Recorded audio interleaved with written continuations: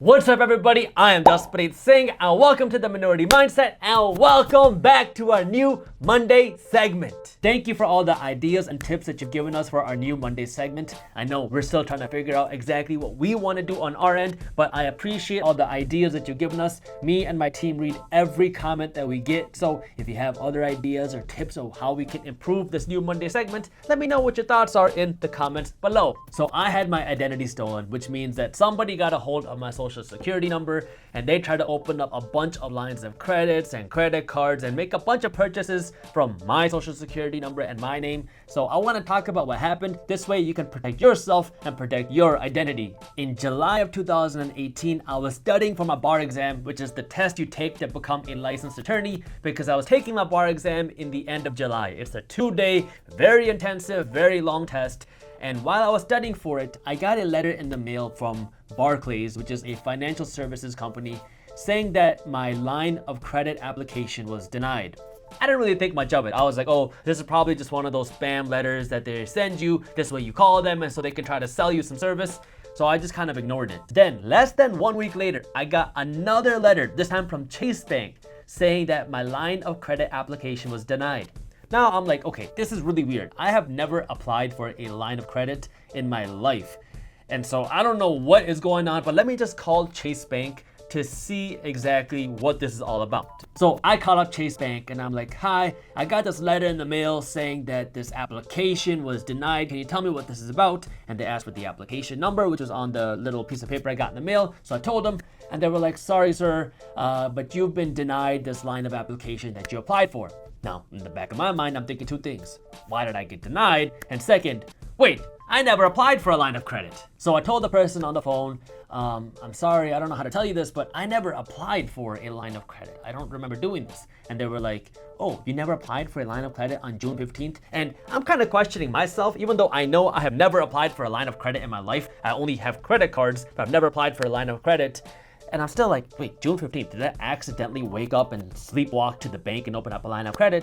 But I was like, no, I never opened up a line of credit. And they're like, okay, well, I think we need to file a fraud report to show that you did not do this. I'm like, okay, whatever we gotta do. So they transferred me over to the fraud department, and now I gotta explain the whole story to them again. And I'm like, man, I am missing so much studying time right now. And I'm on the phone with the fraud department explaining to them that I never applied for this line of credit, and so I don't know what to do. And they were like, well, we can remove this from your credit file, but you should call your credit agencies to see if any other lines of credit or credit cards tried to be opened up under your name. That's when bells started to ring in my head, because I was like, oh wait, I got that letter from Barclays Bank too, saying that my line of credit was denied from them as well. So I gotta call Barclays and see what's going on there too. So now I call up Barclays and it's the exact same thing all over again. They transfer me over to the fraud department. I gotta talk to the people there, tell them the whole story. In the meantime, I'm like, man, I'm wasting so much studying time. And they're like, again, we should call up your credit agencies and credit bureaus just to see if any other lines of credits were applied for, or if someone is trying to do something else under your account. That's when I started calling up the credit agencies, Experian, TransUnion, and Equifax.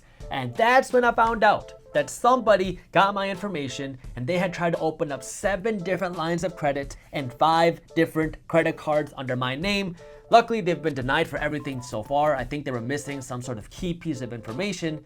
But now I'm like, wow, that's crazy, because I had no notice, really no warning of anything. I just got those couple letters in the mail by chance. The first one I threw away. The second one by Chase, I actually looked at and called them.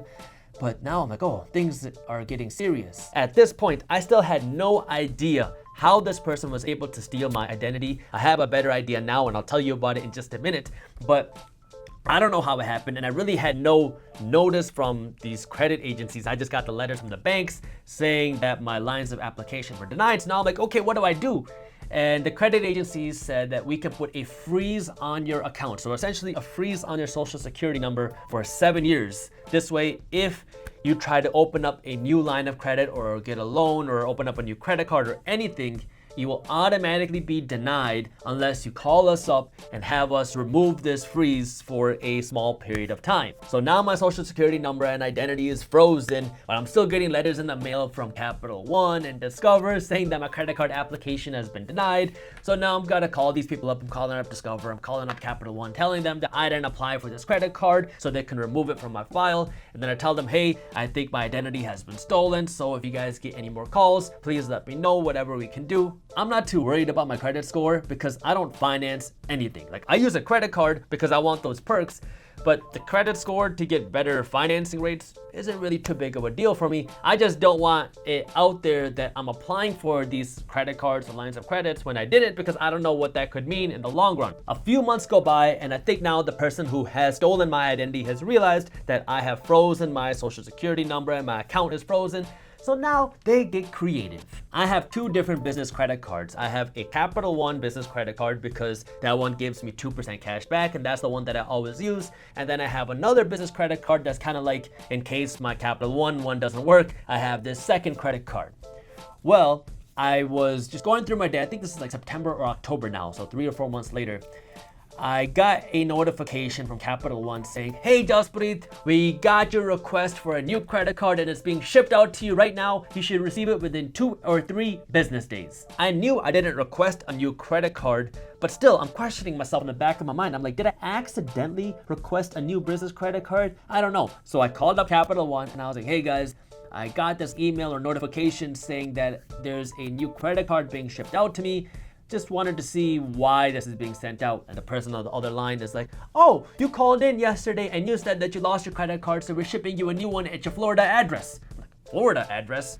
I don't live in Florida. So these hackers got smart. They realized, okay, we can't open up a new credit card, but we can try to access one of the credit cards that Jaspreet already has and get a new card shipped to somewhere else. Luckily, I caught it very quickly because I have a lot of alerts on for my business credit card because I use this card all the time and I have a huge credit limit. So I have like all these notifications on. So if I make a purchase or if any changes are made, I get notified right away. So Capital One is super helpful and they canceled that new credit card. And then they put some extra alerts on my account, like in case I want to make any changes to my account, the first thing they're going to do is hang up the phone and then call me back at my personal number to make sure that they're talking to me and not anybody else. This way my account is secure. So now things are good. I have this double protection on my Capital One credit card. My social security number has a bunch of alerts on it. So if any changes happen, I get notified, and I think my personal credit cards are safe. And between then and 2019, I only had like one letter in the mail saying that my credit application was denied. So I called them and took care of that. And then something else happened that I noticed in my bank account. Now it's like June of 2019, so almost a year from the original credit hacking or identity theft starting. And I opened up my web banking and I see that there was an automatic withdrawal from my credit card for $4,500. The first time I saw that, I didn't think anything of it. I was like, oh, it's just some automatic payment and that money left my account. Okay, no big deal. But the second or third time I open it up, I noticed something really interesting about it. I have my Capital One app on my phone so I can see how much money I'm spending, and I look at my account and I'm like, wait, I spent a lot more than $4,500 this month, and there's been no payments made this month. So what was this $4,500 for? So now I log back into my web banking, into my bank account, and I see that this $4,500 wasn't taken out of my Capital One account. It was taken out of my business MasterCard, which I never use. I have this credit card to use just in case my Capital One doesn't work somewhere. And so I'm like, oh, maybe I made some transaction that I didn't remember, because I haven't had any sort of line of credit being denied in 5 or 6 months now. So I go on to my MasterCard portal and I see that $4,500 were spent on Facebook ads. I'm like, oh no, am I running some other Facebook ads that I didn't know about on a different account? So now I log into my business Facebook account to see where my Facebook ads are going, and my MasterCard is nowhere on the billing information. So now I call up MasterCard to see what's going on, and they asked me, hey, do you run Facebook ads? And I said, yeah. And they said, do you use it with this MasterCard? And I said, no. They said, did you run your Facebook ads from an account in Texas? I'm like, Texas? No, I haven't been to Texas in like 10 years. I don't have an account there. They're like, oh, well, all of these transactions came from an account in Texas. I'm like, oh, well, that's not me. Turns out these hackers arose from the dead. They found out about my second business credit card, and they had a credit card mailed to their address in Texas this time. Now I'm torn because it's like, oh my God, can you guys just leave me alone? And on the flip side, hey, at least you're using that money to promote your business. Anyways, MasterCard was super helpful in getting that $4,500 worth of transactions reversed. And within a couple weeks, I had that money back in my bank account. The money was credited to my credit card like within 24 hours, and then they deposited it back into my bank account within the next couple weeks. Now, every single card that I have is on like double or triple alert, and my social security number is frozen, and all the credit agencies have my number on alert. So I think I'm protected now. But one thing that kept bugging me until just recently was, how did this person or these people or this organization or whoever get a hold of my personal data? Because I'm pretty paranoid. Like, I don't throw away any documents without shredding them. Even if it doesn't have any personal information, if I throw away any letter, I make sure that I shred it up. And I don't really show my information anywhere. I am very secure about my social security number. So I have no idea how they were able to get my information, because I heard stories years ago of people jumping through garbage cans and recycling bins, finding old credit card statements and using that information from the garbage to open up new credit cards and lines of credit. So I have become very paranoid since then, and so I've been very secure about my documents, or at least I thought. I remember hearing about the Equifax breach that happened in 2017, but I was like, nothing happened to my account for a year after that, and that breach is not going to affect my account. I'm sure it affects other people, but it didn't affect me. Well, let me show you this real quick. So this is the Equifax data breach settlement website, as you can see on the title. And in September of 2017, there was this huge Equifax data breach that affected approximately 147 million people. That's a ton of people. And there was this class action settlement that was submitted on July 22nd, 2019. And so now, if you come onto this website, if you click file a claim today, you can enter in some of the last digits of your social security number and your last name, and it will tell you if you were affected by this breach or not. So I entered in my information, and guess what? I was affected by the breach. Turns out it's pretty common for these hackers to take your information and then not do anything with it for a number of months. And then after 6 months or a year go by, that's when they start trying to open credit lines or credit cards because they think that you're not worried about it and not thinking about it later on. And I was one of those people. Well, after this breach settlement, Equifax was forced to pay out some money to people that were affected. So if, by the way, you were affected, the website to this is just go to Google and search Equifax data breach settlement. You can come in here, click file a claim, and you can see if you were affected. If you were affected, you can get a free credit monitoring for 6 months, I believe. Yep, 6 months. Or you can get a $125 cash payment, and this is like no questions asked. If you were affected a little bit more, then you have the second option to get more cash payments. They are paying $25 an hour for up to 10 hours with no paperwork required, and between 10 and 20 hours worth of reimbursement with paperwork required. So I just filled out a claim, and I only filled it out for 10 hours worth of time because I didn't want to have to go through all my old paperwork and provide documentation for everything and spend another 10 hours trying to fight over $250. This is not worth my time. So I filled it out for 10 hours because there's no real paperwork or documentation required, even though I know I spent way more than 10 hours fighting this. Just not worth my time. I just want to get over it, and whatever, $250 is better than nothing.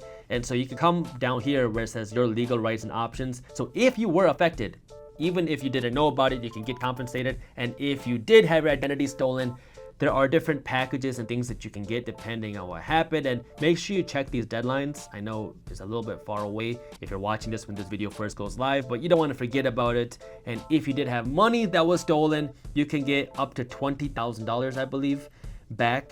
There is a lot of documentation that you have to show for that, but if you were robbed in some way or form, then you can use this as a way to get some of your money back. A lot of my friends that I talked to about this had said, oh, well, at least I have credit monitoring set up, so if something happens to my credit score, I'll know about it. But what you should also remember is by the time your credit score is affected by a hacker or somebody that's stolen your identity, by that time, they've already made claims, and most likely a lot of claims on your account.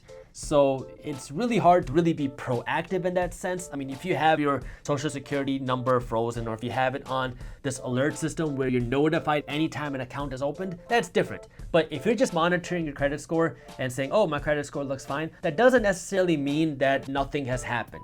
So it's always good to be proactive, and having credit monitoring is good, or anything in place that monitors your social security number to see if any accounts are opened. And if you do get a letter in the mail saying that a credit card was denied or a line of credit was opened, don't just ignore it. Call them up. Has anything like this ever happened to you before? I want to hear about it. Tell me what happened and let me know what you did about it in the comments below. And if you're wondering why I only use a credit card instead of a debit card, I'll link a video where I already talked about this in the description below, so check it out.